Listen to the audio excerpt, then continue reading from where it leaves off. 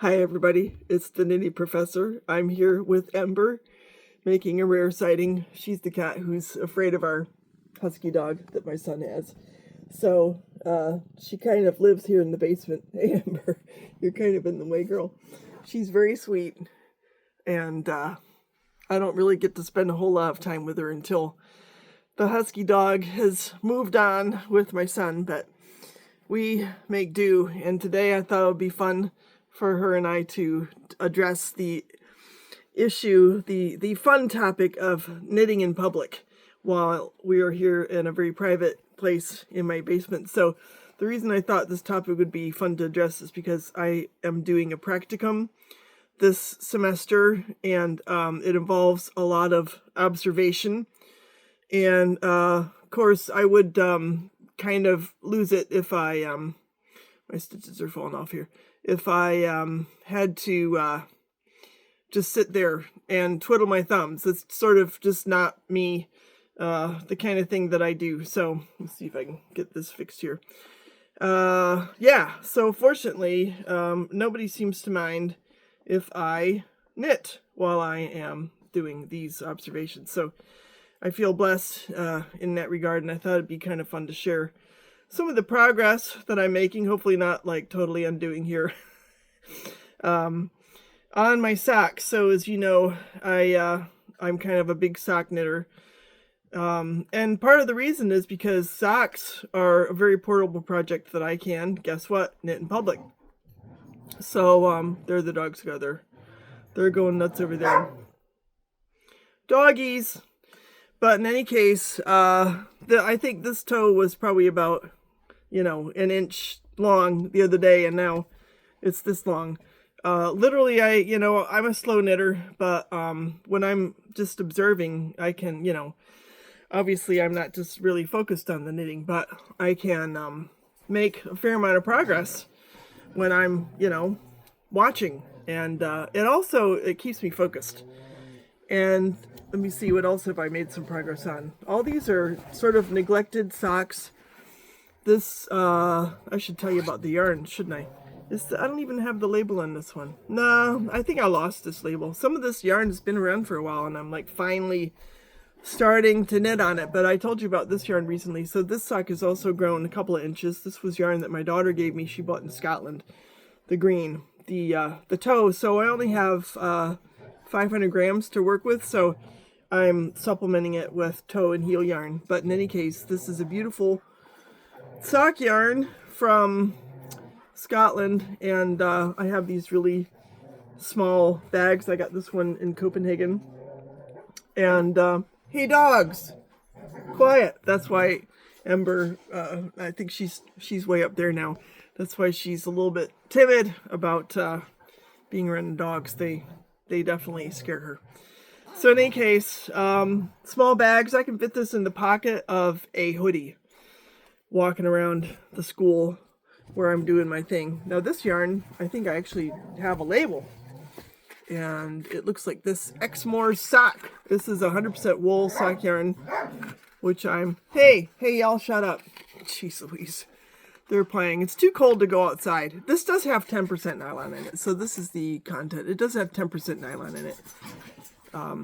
Exmoor sock. So embracing the characteristics of our local Exmoor sheep is a durable machine washable yarn in an array of North Devon inspired shades. And it is 60% Exmoor Blueface. So I'm glad I'm making progress on that, because to be honest, my daughter got me that yarn a year and a half ago, and by now it should be socks. So this practicum is going to go on all semester. I'm going to have some time. And here's the third sock that I've made significant progress on. And of course, knitting the stockinette stitch on the feet is a snap, so I can do that and not be distracted, which is nice, because I'm learning a great deal working on this practicum. And it's great that they don't mind me knitting.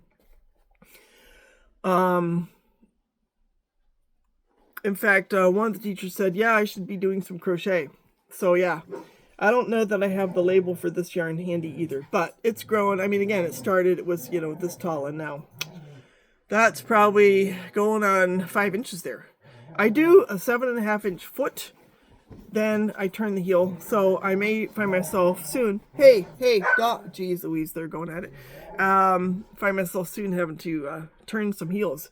But in any case, here's something else I'm working on. So I did the video for y'all about my color choices with wanting to do colorwork sweaters from yarn that is thrifted or what have you. So I'm actually making some progress on that as well. Let me get things kind of situated here.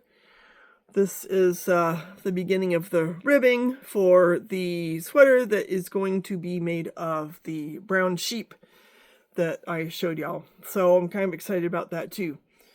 And I thought it'd be fun to talk about all the places that we knit in public. Now, people know me on campus, and if they see me coming to a meeting with a sock that I'm knitting on, they're not surprised. And I think I should feel a little bit like fortunate that that is the case. I do have tenure.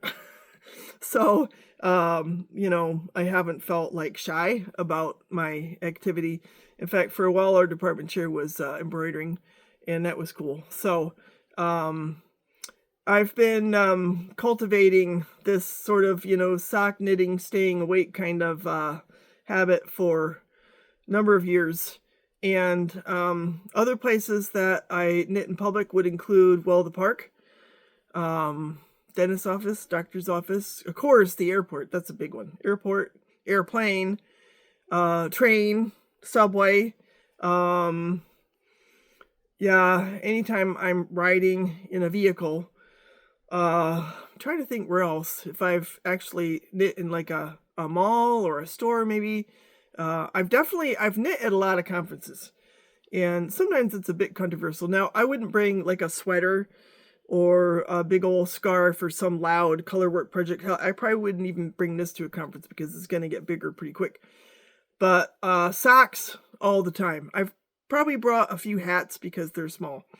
But I do try very hard to be discreet. And sometimes I've even started learning how to knit without looking. So I can really keep focused on whatever it is I'm supposed to be paying attention to and knit sort of even under the table without anybody really even seeing what I'm doing. So that's a very handy skill. And I was curious if any of you have cultivated that ability to where you can just knit without looking. It's a little bit tricky with socks. So if I have yarn that splits a lot, that's going to be a challenge. But with high quality sock yarn, it should have a good twist and it shouldn't split. So the actually this Scottish sock yarn is kind of interesting because it is rather splitty, and it does make it difficult. I really have to watch what I'm doing on that one. Let me see if I can show you what I mean. But the gold yarn that I have here, it's not a problem. This one, I don't know. It's built as a sock yarn. I'm sure it's very sturdy, but and you know, the twist is pretty good. Let me see if I can kind of show that to you. But it looks like it's a 2-ply. So I'm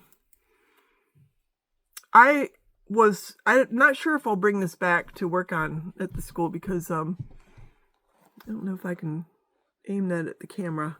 The angle is bad. But I can just sort of go, it just wants to split. And I was having a little bit problem with, so you can see like that. It's easy to get these stitches apart. So, there's Ember. I was having a little bit of trouble, trying to knit this particular yarn. There, yeah, Ember, you can help us with your tail there. The twist is looser. So it's like I have to now, so I'm doing this is like a 2-hour a day thing. So I have to pick and choose the project that I bring because I do need to focus on what I'm doing. And if I can knit without looking, then it works. So this one, I feel like the twist is just it's better. Plus, this is a superwash, and I don't know. It seems like the superwash yarns they're like smoother. So this I can knit without looking. It's not a problem. Especially like once I get started, then let me see if I can. I'll watch Ember here while I'm knitting. Hi, Ember. See, I'm looking. I'm cheating. Ember. Emby. What you doing, huh? I have to kind of make sure I'm separating the stitches. Ember's going to get in the camera's way now. But, yeah. In any case, the yarn that I use is definitely, it's an issue. Come here, baby girl. So anyhow, I just thought it'd be interesting to kind of raise, especially maybe to get some comments from you about the kind of knitting in public. Like, would you even dare to knit at a meeting? Would that be frowned upon? Or, you know, maybe I'm really fortunate that in the kind of, especially around here, I guess it's so cold. People are kind of happy maybe to see you working with wool and making things that you arguably need: socks, hats, scarves, sweaters. And I think I have probably some colleagues who envy a little bit my skill at, you know, being able to discreetly knit while I'm actually focusing it. It really does help me focus. So I'm blessed, and I'd be curious if you have that same luxury or if you just knit at home. What other places you enjoy knitting at? Like if it's at the mall or taking a break at a museum, or I've knit at a concert before. I've done it at a couple concerts. If I bring the right project, I can knit in the dark. So that's really cool. I've heard of people knitting in movie theaters. Mind you, I'm not going to do like cables or fancy color work or something like that, knitting in the dark. But knitting on a scarf in an audience full of people listening to a concert when it's dark, if it's like stockinette stitch or ribbing, I can do that. And that's pretty cool because I like keeping my hands occupied. So share your stories on this topic of knitting in public. And I guess the day is in June, right? When there's actually the Worldwide Knitting in Public Day. So I always make a point of participating in that. But I kind of like to think that every day could be Knitting in Public Day, because it's just a wonderful thing to do, to stay calm and keep focused and make beautiful things. So let me know what you think about your knitting in public habits, and share some stories with us. And yeah, hopefully I'll have something a little bit more finished for you, maybe with regard to this pretty sweater that I've started working on soon, and start getting some colors, some color work going in this. I think it's going to be beautiful. So hopefully in a few days I'll be able to show you some substantial progress on this. So with that, I'll leave you all to your evening, and I hope it goes great, and I'll see you soon. Bye.